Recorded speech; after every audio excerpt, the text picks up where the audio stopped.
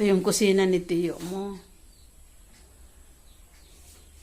Kusina. Ito labas ng kusina.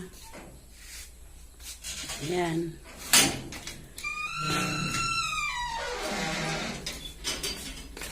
Tapos dito sa loob. Ito, may secret door siya dito. Ito, secret door yan.